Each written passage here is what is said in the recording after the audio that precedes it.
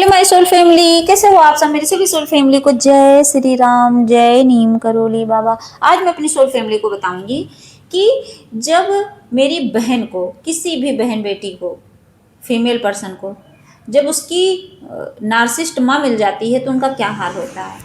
अभी तो मैंने पिता के बारे में बताया, एक वीडियो में मैंने बनाया था पिता के बारे में, तो अभी मैं माता के बारे में बताती हूँ। क्योंकि पता है क्या, कहीं ना कहीं हमारी ज़िंदगी इन्हीं लोगों के इर्द गिर्द हो जाती है। सच में कितनी बहनें ऐसी हैं जो अपनी माँ से ही टॉर्चर हो रही हैं, नार्सिसिस्ट मिल गई हैं उनकी माँ, उसकी फीलिंग को समझती ही नहीं। वो कहती कुछ है, समझती कुछ है, रो रो के बताएगी नहीं मम्मी ऐसी गलती नहीं की है, नहीं उसको टॉर्चर करेंगे, नहीं तेरी ही गलती है, तेरी ही गलती है। सोचिए, ऐसी नार्सिसिस्ट माएँ होती हैं,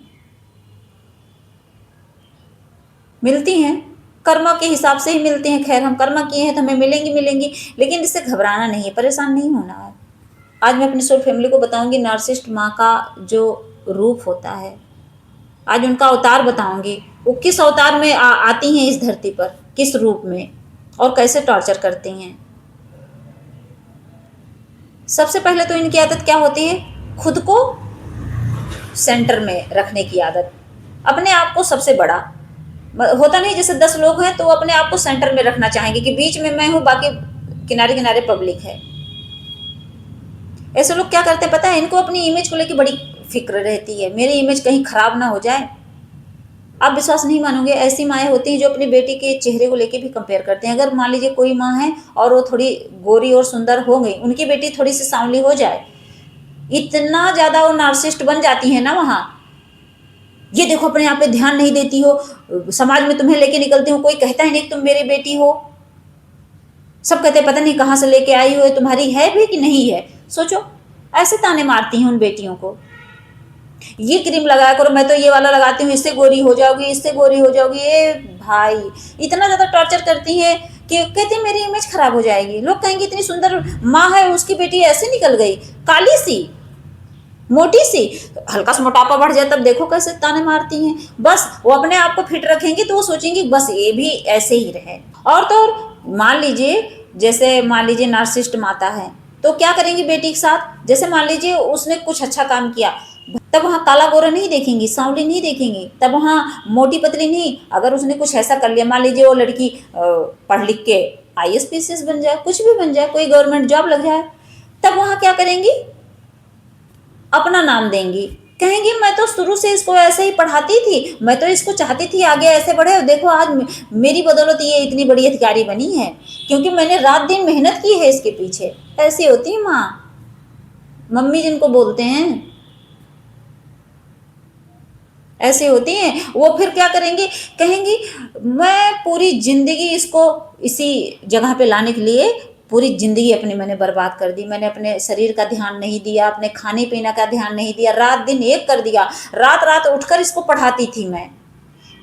अगर नहीं पढ़ा पाएंगे, मान लीजिए अनपढ़ है, मान लीजिए कम पढ़ी है, तो क्या कहेंगी, मैं इसको उठाती तो थी, मैं इसको जाके इसके सिरहाने पे बैठी रहती थी, जब तक ये नहीं खाती थी तब तक मैं भी नहीं खाती थी।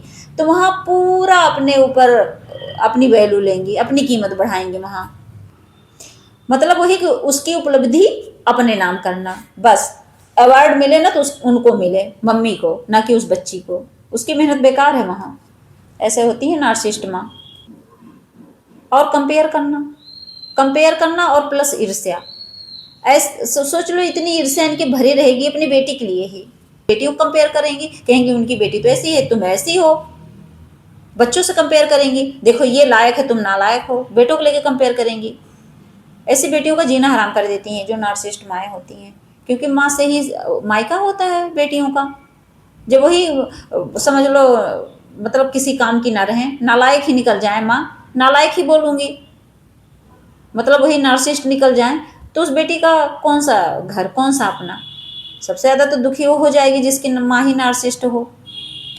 और तो और कुछ भी होगा तो वही दूसरे से कंपेयर करेंगे तो कहेंगे क्या, ये देखो तुम्हारी ही एज की है, वो देखो अपनी मम्मी कितनी हेल्प करती है, उसको नीचा दिखाएंगी। एज को लेके, एज को लेके मतलब यही है कि तुम्हारी उम्र की बच्ची वो है, वो देखो कितने पढ़ने में अच्छी है, वो अपनी मम्मी के साथ सारा काम करवाती है, हाथ बटाती है, तुम्हारी ही उम्र की है, तुम्हारी ही एज की है और तुम नहीं करती हो। ऐसी होती है नार्सिसिस्ट माँ, ऐसे ही कंपेयर करेंगे, आपको नीचा दिखाएंगे। आपकी फ्रेंड आ जाएगी, कहेंगी देखो ये इसका नेचर कितना अच्छा है, ये कितनी प्यारी सी है, और तुम ऐसी नहीं हो। फिर आप क्या करोगे? आप दुखी हो जाओगे, लड़ भी नहीं पाओगे, क्योंकि ऐसे नार्सिसिस्ट माँ बाप से बच्चे डरते हैं बहुत, सोचते हैं अभी मारेंगे, मार खाने से बहुत डरते हैं। और तो और ऐसे भी होते हैं भाई साहब, पता है क्या करते हैं ऐसे लोग? क्या करते हैं? Image control. इमेज कंट्रोल क्या होता है? देखो, जैसे मान लीजिए उनके कपड़े कलर को लेके तो करेंगे, कहेंगे ऐसे कपड़े पहन के चलो वरना वहां मेरी इमेज खराब हो जाएगी, उस पर भी कंट्रोल करेंगे। लड़की नहीं पहनना चाहती, मान लीजिए उनको थोड़े उनको हाफ में पहनाने और ज़्यादा शॉर्ट्स कपड़े पहनाने, वो कहेगी मैं नहीं पहनूंगी, मुझे नहीं अच्छा लग रहा है, मुझे पूरा फुल कपड़े चाहिए, बस उसके लिए भी नहीं पहनो, वहाँ सारे मम्मी अपने बच्चों के साथ आएंगे एकदम शॉर्ट्स शॉर्ट्स पहना के, और तुम क्यों नहीं पहन रही हो? ऐसे भी नार्सिसिस्ट होते हैं।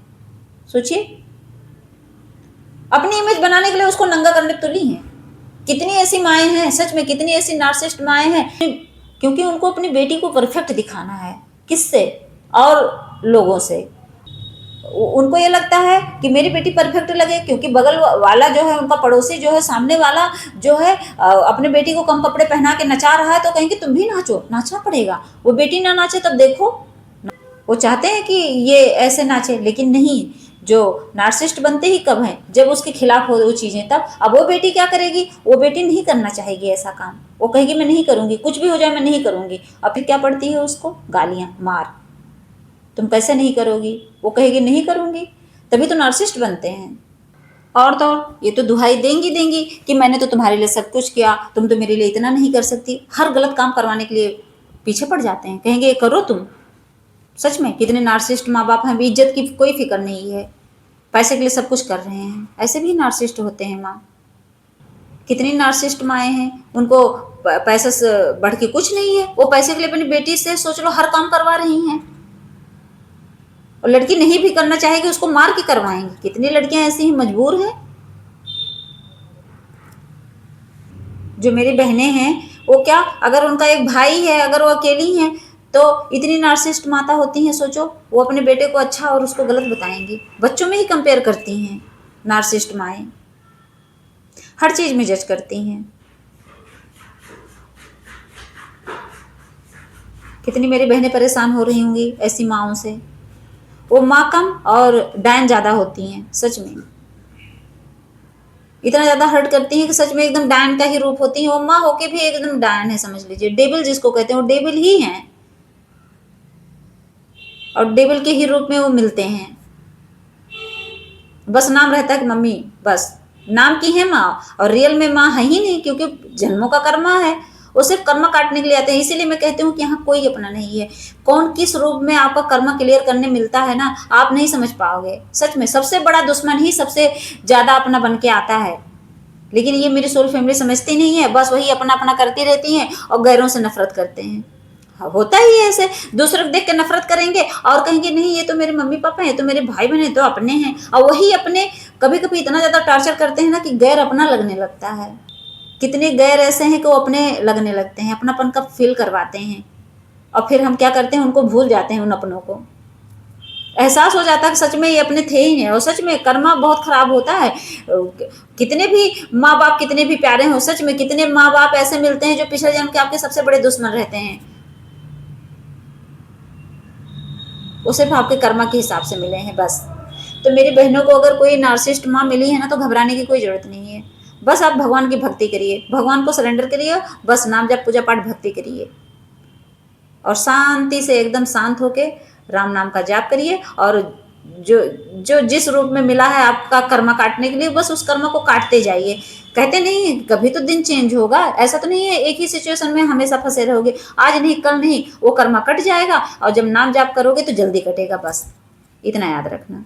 जय श्री राम, जय नीम करोली बाबा।